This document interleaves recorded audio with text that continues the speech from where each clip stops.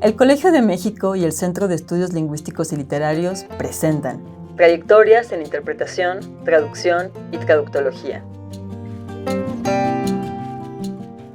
Les doy la bienvenida a la segunda temporada del podcast Trayectorias en Interpretación, Traducción y Traductología. Soy Tania Hernández, profesora e investigadora del Centro de Estudios Lingüísticos y Literarios del Colegio de México. En esta ocasión me reúno con los estudiantes de la promoción 2024-2026 de la maestría en traducción y de la promoción 2023-2025 de la maestría en estudios de Asia y África del Colegio de México. A lo largo de esta temporada conversaremos sobre las trayectorias de traductores y especialistas cuya labor se entrelaza con la traducción de lenguas originarias mexicanas, ya sea en distintas revistas y suplementos culturales o en proyectos de difusión de la ciencia.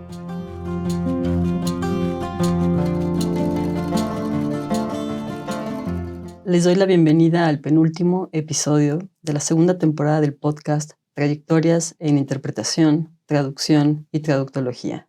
Este día contamos con la presencia de Alejandra Escuti Angulo y Angélica López Canales, estudiantes de la promoción 2024-2026 de la maestría en traducción del Colegio de México. Alejandra, Angélica, es un placer estar con ustedes. Muchas gracias, igualmente. Gracias a ustedes por estar aquí para conversar sobre las trayectorias de agentes de traducción de lenguas originarias mexicanas. En su caso, el punto de partida se aleja un poco del de los episodios que nos anteceden, puesto que ustedes trabajaron con el proyecto Divulgación de la Ciencia en Lenguas Indígenas de la Sociedad Mexicana de Física y el Instituto Nacional de Lenguas Indígenas, INALI. ¿Podrían hablarnos a grandes rasgos sobre este proyecto y sobre cómo y por qué lo eligieron? Sí, pues es un proyecto que se hizo en conjunto la Sociedad Mexicana de Física y en colaboración con el INALI. Y nació desde 2015 con talleres de traducción científica en lenguas indígenas. En este proyecto se buscaba acercar la ciencia a comunidades originarias en su propia lengua y contribuir a la revitalización lingüística. Pues el proyecto respondía a una necesidad muy específica, que era la falta de materiales disponibles en lenguas distintas al español. Y pues este proyecto culminó en 2019 con la publicación de 13 cuadernillos bilingües sobre temas de física, cada uno acompañado de audios, traían un CD y glosarios de los términos científicos que se utilizaban dentro del cuadernillo. De acuerdo. ¿Y cómo fue que lo eligieron o por qué eligieron precisamente este proyecto? Porque creo que es importante tomar en cuenta este tipo de proyectos que son más sobre divulgación y no necesariamente tan académicos como en extremo, supongo. Okay. Porque la mayoría de los proyectos suelen ser de traducciones de textos en lenguas indígenas con propósitos historiográficos, antropológicos, etcétera, pero este era un proyecto mucho más de divulgación que alcanza un público más amplio y también que suele ser un poco relegado, que son pues los niños en edad escolar. Y este proyecto de difusión, sobre todo tomando en cuenta con todos los participantes que formaron parte de él, que son instituciones gubernamentales, educativas, etcétera. Entonces, por eso nos pareció interesante. Y digamos, sí. Sí, además que investigando nos pareció muy interesante también el hecho de que toman parte en la cuestión de la formación de traductores y pues nos acercamos a algunos traductores y nos compartieron parte de las problemáticas que surgieron al traducir. Y pues los materiales están disponibles en línea y pues creemos que es un proyecto joven que tiene pues muchas posibilidades para el futuro, tanto en la generación de material de divulgación científica como en la continuación de proyectos de formación para traductores. Bien, bien. Me parece una pena escuchar, ¿no?, que el proyecto terminó en el 2019 y supieron si va a tener algún tipo de continuidad. ¿Han podido investigar algo sobre, antes de que hablemos de los traductores? Sí hay la intención de continuar con el proyecto. De hecho, hablamos con uno de los participantes en él, que es como me atrevería a decir el principal, que es el doctor Darío Núñez. Él trabaja con la Sociedad Mexicana de Física y el proyecto fue su idea. Él fue el que se acercó con el INALI y le propuso toda esta idea que tenía para hacer los cuadernillos de divulgación. Y él tiene el propósito de contribuir a la traducción de los libros de texto de la SEP a todas las lenguas nacionales y sus variantes, lo cual es bastante ambicioso, pero él confía que en colaboración con el INALI pueden lograr esto. Entonces, como que los cuadernillos fueron un paso previo al propósito que él tiene respecto a la divulgación de la ciencia en lenguas indígenas. De acuerdo, entonces, al ser un proyecto tan amplio y pues sí, con estas ambiciones tan a largo plazo, me imagino que ustedes se encontraron con la posibilidad de entrevistar a distintos agentes de traducción. Y hubo, me parece, varias entrevistas, unas las que realizaron al doctor Darío Núñez Zúñiga y a Cecil Sandoval. ¿Nos podrían comentar un poco sobre las trayectorias de estos dos agentes de traducción, aunque propiamente ellos no estaban involucrados en la realización de las traducciones? ¿Fue así? Sí, así es. El doctor Darío Núñez Zúñiga fue quien tuvo la iniciativa del proyecto y quien se acercó al INALI. Y él pues fue el coordinador general de este proyecto. Nos compartió su experiencia tanto en el proceso en los talleres y pues nos compartió detalles sobre la organización y la selección de textos. Él es coautor de la versión en español y pues llevó el proyecto hasta su publicación y nos compartió muchas pues reflexiones que tuvieron sobre digamos, conjunto de visiones o contraste entre la visión de la ciencia occidental y la visión que tienen desde las lenguas indígenas mexicanas. Y Cecil Sandoval es funcionaria del INALI y nos acercamos a ella, aunque no participó ella directamente en todo el proceso, pero como representante del INALI nos dio datos y nos compartió información sobre el proyecto y sobre los traductores que participaron.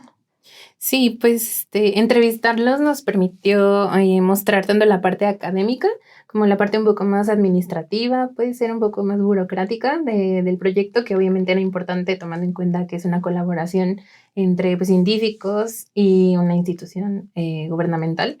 Entonces, aunque no hayan participado tan directamente en el proceso de traducción, sí forman parte del proceso de difusión, que es muy importante también. Bien. Entonces pasemos ahora a hablar, si están de acuerdo, de los dos traductores que entrevistaron, que fueron, me parece, Herminio Monterde, que traduce del náhuatl, y Herbert Zitz, que traduce del maya. Sí, pues Herminio Monterde es traductor de náhuatl del sur de Puebla. Nos compartió su experiencia en este proyecto y también datos sobre su trayectoria. El náhuatl es su lengua materna y nos compartió que él tenía experiencia como intérprete y tuvo experiencia como traductor en traducción jurídica. Él pues participó en este proyecto de divulgación científica y además su experiencia como investigador en las áreas de etnografía.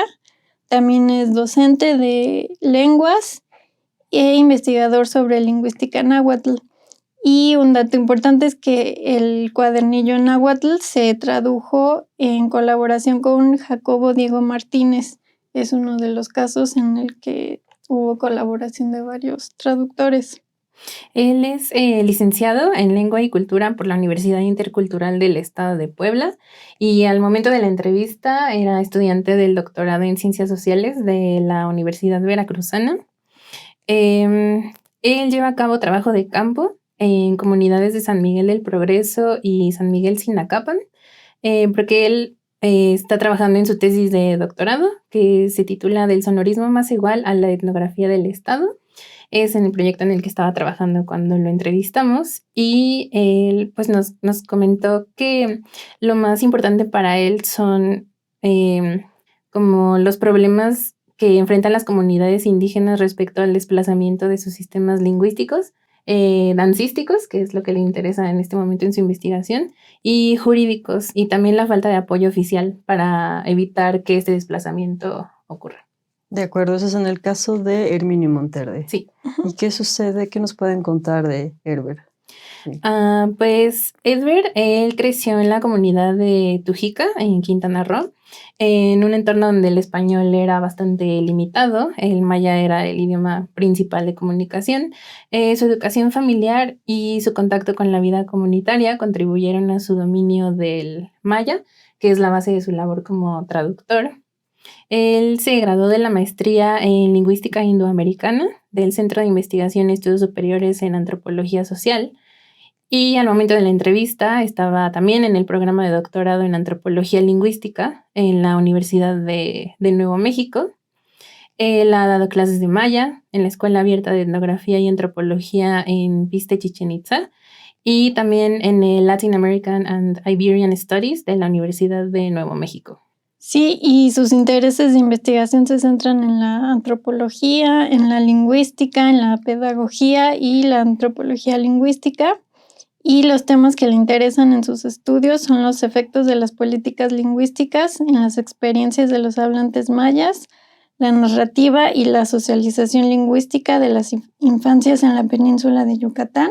Y pues nos compartió también su experiencia en la traducción del texto para los cuadernillos al maya, en donde aprovechó su experiencia que ya tenía con otros proyectos de divulgación científica del maya, y nos compartió su experiencia en cómo también él formó parte de la socialización de los cuadernillos y cómo compartió el material con maestros en comunidades que él conocía.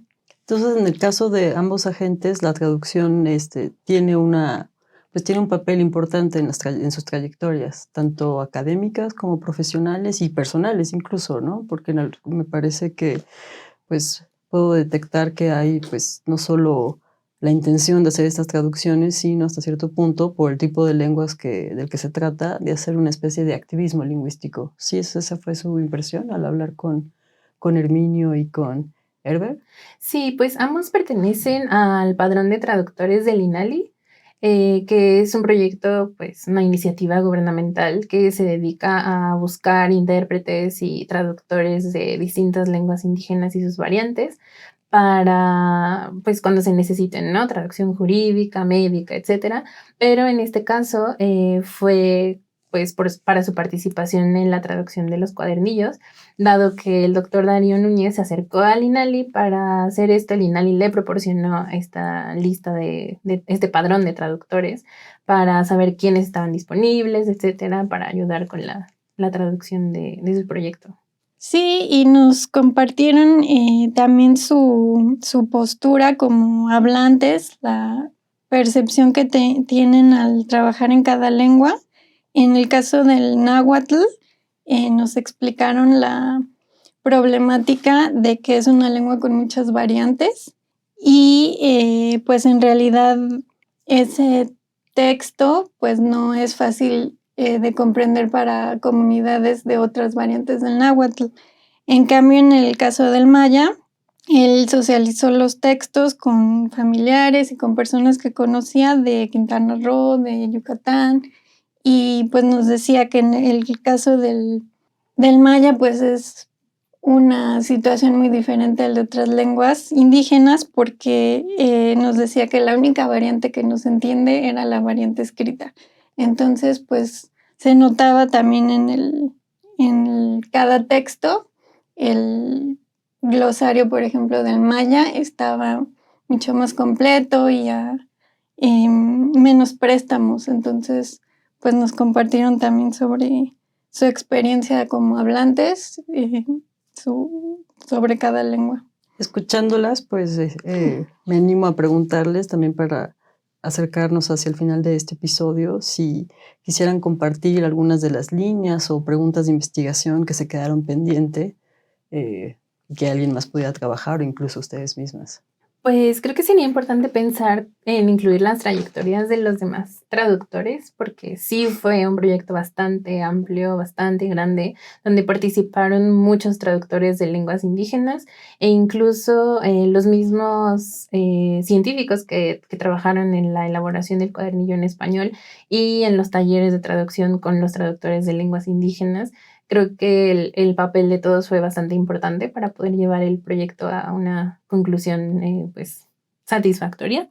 Y además la continuación del proyecto para continuar con la traducción de los cuadernillos en otras lenguas indígenas, porque se trabajaron 24 en total, pero solo se publicaron 13.